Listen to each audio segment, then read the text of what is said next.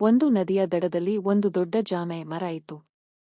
ಆ ಮರದಲ್ಲಿ ಒಂದು ಚುಟುಕು ಚಾತುರ್ಯವಂತ ಮಂಗ ವಾಸವಾಗಿತ್ತು. ಮಂಗಕ್ಕೆ ಜಾಮೆ ಹಣ್ಣುಗಳು ತುಂಬಾ ಇಷ್ಟ. ಪ್ರತಿದಿನವೂ ಅದು ರುಚಿಕರವಾದ ಹಣ್ಣುಗಳನ್ನು ತಿನ್ನುತ್ತಿದ್ದಿತು. ಒಂದು ವೇಳೆ ಆ ನದಿಯಲ್ಲಿ ಒಂದು ಮೊಸಳೆ ಇರಲಿದ್ದು ನದಿಯಲ್ಲಿ ಸಾಯುತ್ತಿದ್ದಾಗ ಮಂಗವನ್ನು ನೋಡಿ, ಮೊಸಳೆ, ಓ ಮಂಗ, ನಿನ್ನ ಜಾಮೆ ಹಣ್ಣುಗಳು ತುಂಬಾ ರುಚಿಕರವಾಗಿ ಕಾಣಿಸುತ್ತಿವೆ. ನನಗೂ ಸ್ವಲ್ಪ ಕೊಡಬಲ್ಲೆಯಾ?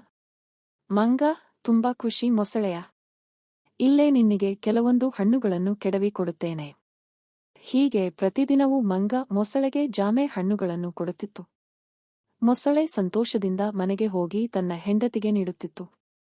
ಒಂದು ವೇಳೆ ಮೊಸಳೆಯ ಹೆಂಡತಿ ಕೇಳಿದಳು, ಓ ಮೊಸಳೆಯ ಹೆಂಡತಿ, ಈ ಜಾಮೆ ಹಣ್ಣುಗಳು ತುಂಬಾ ರುಚಿಕರ.